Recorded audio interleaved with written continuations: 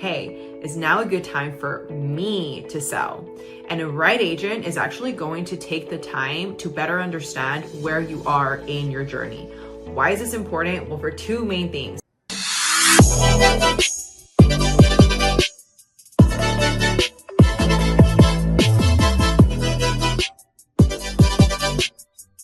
In today's video, I am going to cover the things that you should never tell your agent when you are considering selling in 2025. And for those of you that are new to the channel, hi, my name is Alexa. I'm a local real estate advisor. I'm also the owner of the real estate team that we have here, and I'm also an investor. And the reason I share that with you is because I believe that whoever you decide to hire should have competence in the market. I see it happen day in and day out. A bunch of new agents that are joining into the real estate game, trying to teach you about selling and buying, but yet they don't do it themselves. So I strongly believe that you want to surround yourself with people that are actually educated in the business and that have been doing this for a while. Now, with that being said, let's get into our first question for today. The first thing you do not want to tell your agent is now a good time to buy, or in this case, as we're making it about sellers, sell. Why is that important? And you might say, well, don't they need to know? Don't I need to know this information? Well, yes, you do need to know this information, but the way you want to frame it is going to be very different than in that format. Why? Because a good agent, okay, is going to actually want to understand, where are you in your journey? What is your situation? So a better question to ask is, hey, is now a good time for me to sell? And a right agent is actually going to take the time to better understand where you are in your journey. Why is this important? Well, for two main things. The first thing is that there was a huge lawsuit that happened with NAR. I have videos about that in my channel if you want to check it out. But essentially, there was a lawsuit where agents were not being honest with their clients. They were not giving them all the facts that they needed to know in regards to the representation, how they were getting paid, how things were structured, and it became a mess. This is why whenever you're interviewing agents, you want to find out if your agent is actually a great agent or if your agent is just somebody that sees you as a walking wallet. Why is this important? Well, I don't think I need to go further into that, but you want somebody that is going to protect you. And here, I'm going to say this because I've seen this in our comments before. Oh, well, you're still making money from the client. Look, I believe that if I'm doing something of service to provide value to my clients, we should get compensated. But I don't believe that we should take advantage of people. I don't believe that we should just worry about our own interest and our own agenda when somebody is trusting us with one of the biggest assets that they have. So with that being said, just like a doctor doesn't go and work for free, just like a teacher doesn't go and work for free, also, I don't go and work for free. But I believe that there's a lot of agents that take the time to really educate our clients in the best way that we can to ensure that they know what they're getting themselves into. So now that I put that out of the way, the reason you want to frame it in this way is because a great agent is going to take the time to ask you, well, what is your goal? Like, what are your timelines? What's your situation? This is why we always have consultation calls with our clients. And if you are interested in that, there is links down below for you so that you can schedule one of the consultation calls that we offer. They are free, and it just helps you pick our brain and see if we're a right fit for each other. But anyways, when you actually frame it in this way and the agent is asking you, well, what is your situation, versus them being biased and just telling you, yes, Mr. Smith, today is the best time for you to sell. Well, now they actually ask you, well, where are you in your journey? What are your goals? Where are you relocating to? What's the situation there? And why this is important is because I've had to tell clients, honestly, no, it's not the right time for you to actually sell. You're negative in your balance in terms of the equity that you have on the home. By the time that we calculate all the expenses for your closing cost and your recording fees and all the preparation of the documents and everything else that you're going to have to pay, you're going to be actually paying to sell your home. I would recommend you actually go ahead and rent it. And I'm telling you, not any agent is just gonna sit there and tell you that, because a lot of them, again, we get paid by actually selling your home or helping you buy a home. But if you have the right agent by your side, they're going to be honest with you, because they already know that regardless, you're either going to recommend them with another friend or family member, or two, when it does come time to actually sell because the market has corrected itself in your favor, or maybe you've already brought down the balance because you rented it for a year, who are you going to call? Them. They took care of you, they were honest with you, so now they are going to naturally want to work with that agent. This is why do not tell your agent in this case what it is that they believe the market should be doing in terms of if you should sell it. Ask them if you believe that it's the right time for you. And like I said, a great agent is going to take the time to better understand your needs before even giving you any recommendations.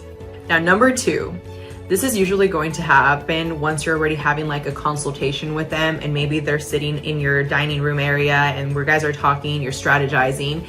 And let's say you tell them, hey, like, what upgrades should I do to the home? That is not the right way to go about it. A better question would actually be, what upgrades can I do to my home that are going to give me a return on my investment? Why is that important? Well, because these are 2 completely different things. The first scenario, you're actually asking them like, I'll do anything, basically tell me whatever it is that you think I should do to the home, which is a no-no, because now it's like you're handing them a blank check.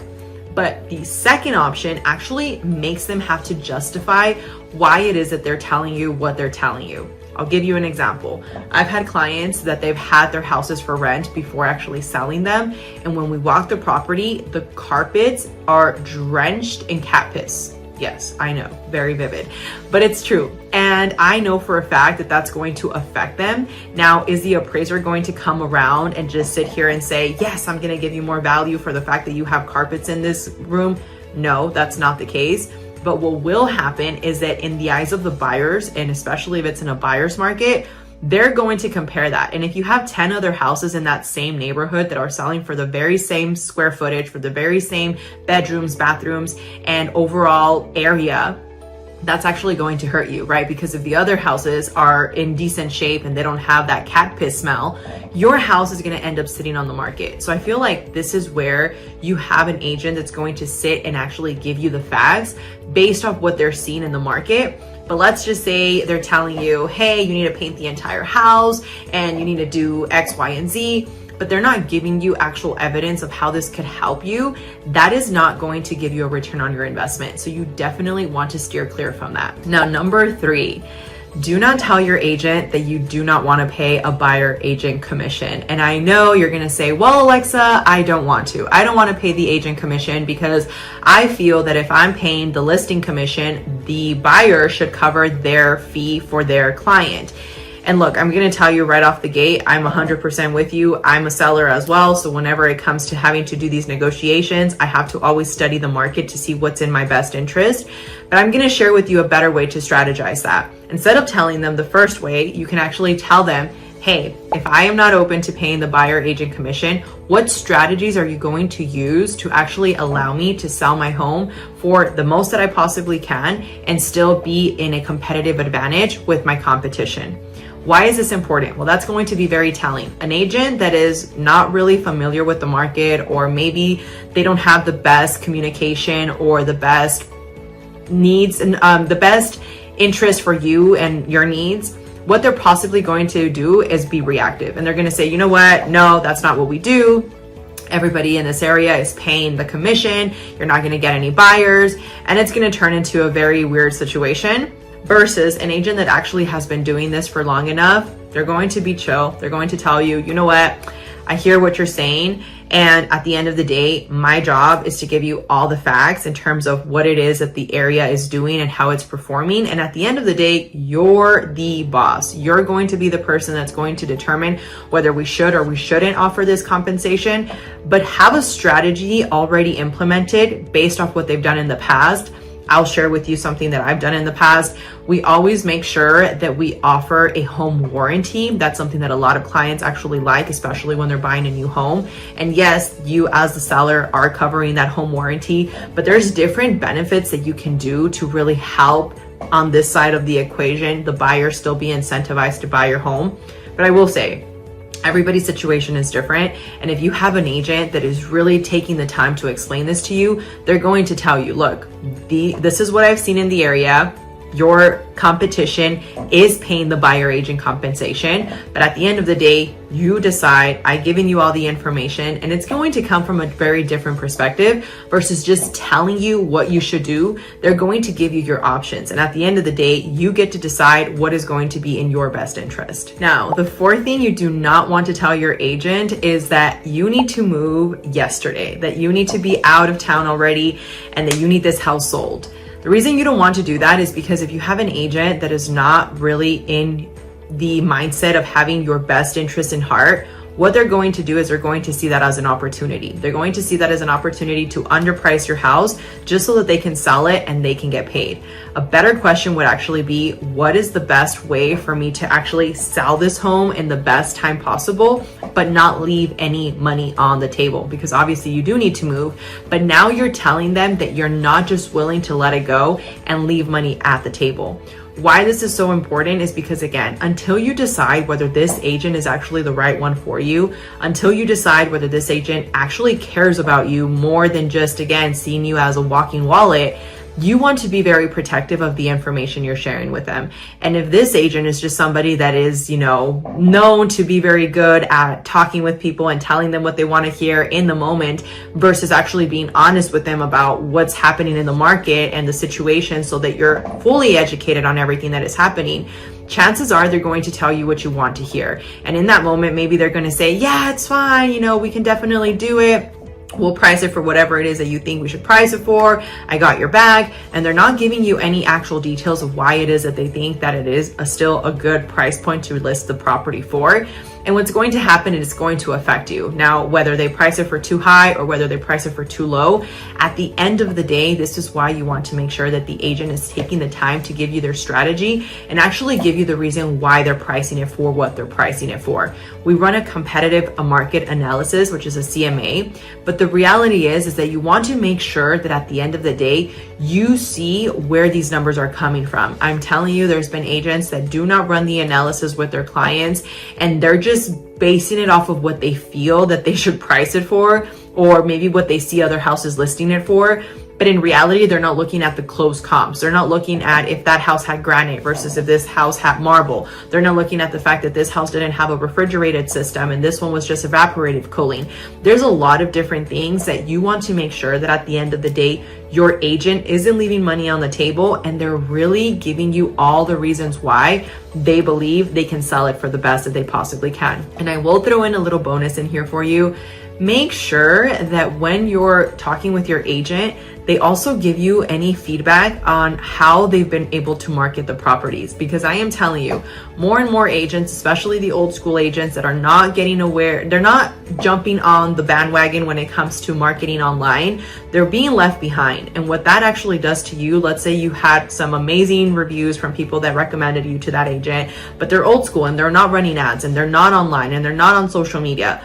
What that actually does to you is a disservice, because nowadays more than 90% of the consumers are on your online presence. They're going to be looking at the property online. They're going to be shopping. They're going to be comparing. And if your agent isn't actively marketing this property and they're just putting it on Zillow and Realtor.com and hoping that they actually end up standing out compared to all the other properties, it's going to hurt you. We always allocate a certain amount depending on what we're listing it for to make sure that we market the property. And this means paying our marketing company money to advertise the property. This is why, like I said before, a good agent is actually going to take the time to put money, because we see it as an investment. And I'm telling you, we do a lot of pro bono work, because if at the end of the day, we don't end up selling that property, that's it. The money that we paid for the photos, the money that we paid for the marketing, for the ads, for the campaigns, all of that is money that we lose. But this is why you want to make sure you're working with an agent that actually cares, because again, if you win, I win. If you lose, I lose. But we have this team mindset where we're working with each other versus you feel like I don't really have your best interest. And there's a lot of agents that are going to make you feel that way. So be very, very careful. Now, the fifth thing that you do not want to tell your agent before you know if they're actually going to be your person, this is something that we will want to know after the fact, but I'm telling you at the beginning when you're interviewing people and you're doing the listing presentations, do not tell them your bottom line. There is absolutely no reason why we need to know your bottom line in terms of what you're willing to settle for. Because at the end of the day, if you have one of these agents that are the 80%, the people that are just, acting as a intermediary, they're not really negotiating for you, they're not really having your best interest in mind, what's going to happen is a lot of these agents are simply going to tell you, oh yeah, this is what we could sell it for based off whatever you told them that maybe you owe on the mortgage. And that's actually a really big disadvantage for you, because they're going to do the math, they're going to do the numbers, and they're going to say, oh, this is the least that I could price it for. Them still walk away with the money that they need to walk away with, me still get paid, and at the end of the day, everybody's happy. But no, that's not the case. You're not happy because you didn't get the most that you could have gotten for your property. Making sure that you do not tell them your bottom line until after the fact, until after you guys have signed the agreement maybe, or until you really feel comfortable with this agent. Maybe then you can share with them, hey, look, I know that we agreed on this price, but I still have a little bit of wiggle room. I know you told me that this was the price range that we could be in, but maybe I'm open to now doing a price reduction because I see that the market is not moving. And this also is a very, very key component that you want to be very mindful of. The right agent is going to be very honest with you about what's happening in the market. It's my job to be educated on what is happening in the area. And let me give you an example. Let's say the average days on market is roughly 190 days in a certain area. And let's say you're not seeing a lot of activity on, 90 days in. Well, I wouldn't necessarily encourage you to just do a price reduction right away, because it's normal that the house is sitting based off what we're seeing in that area. But this is where the strategy really comes into play. And I'm telling you, if you were working with an agent that actually cares about you and your needs, they're going to give you all the facts. And I do this with my clients, and it just depends because everybody communicates different. But some of my clients are just like, no, just keep me posted via text. Some of them are like, no, if you could schedule a call with us, like, we appreciate that. But what I do is I show them the competition that is coming on the area. So for example, before I even suggest, hey, we need to do a price improvement, or before even suggesting, hey, look, these are the things that are happening in the area, I like to run a new analysis after we have already gone live on the market. Because what this does is it allows me to have significant data for them to see why I'm even considering telling them that they should reduce the price, or why I'm even telling them that they should consider whatever it is that the strategy is going to call for. Why this is important is because it's not just about me at that point. I'm not just telling them that I want to reduce the price because it's going to be in my best interest. No, it's about, hey, this is what's happening in your area. Billy down the street just listed their house. It has a pool. It's a lot better than your house. Your house now looks like Ugly Betty in the block, and they don't really, it's not really moving. It's important. It really is important. I'm telling you, you're not hiring you're not hiring an agent for us to just tell you what you want to hear. You're hiring us just like an attorney, whenever you're hiring an attorney, to protect you, to give you the facts, to educate you on what's happening.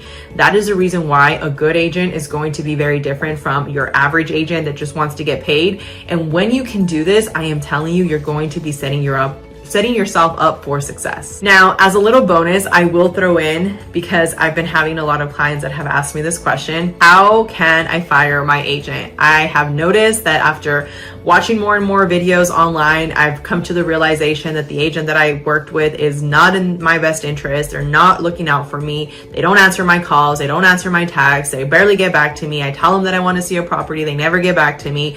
I tell them that I'm not happy with X, Y, and Z, and I'm not really getting a response for them.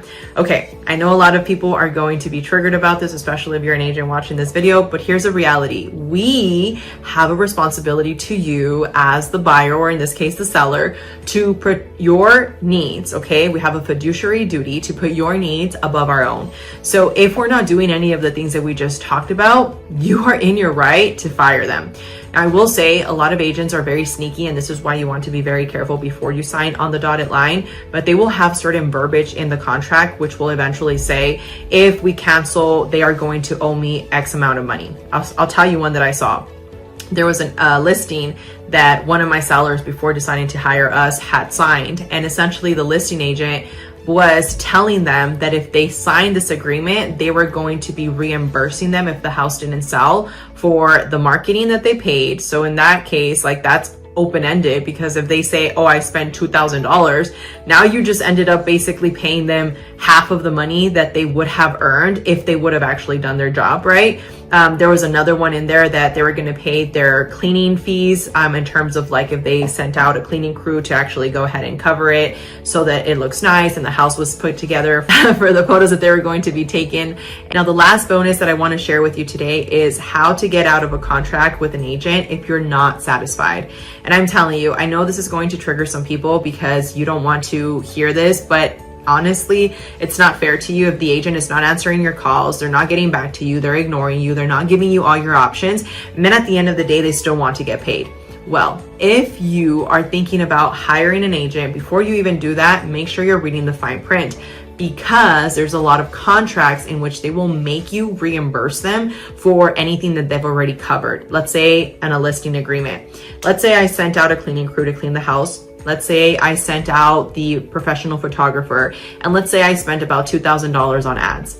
If I have all of this and I have proof of all of this, what essentially is going to happen is that if I have in the contract stating that you're going to pay me back this money, even if the house doesn't sell, or because you're trying to fire me, I'm going to charge you this money, that is a disservice to you. Why? Because at the end of the day, it's our job to do the things that we need to do in order for us to put you in the best position possible.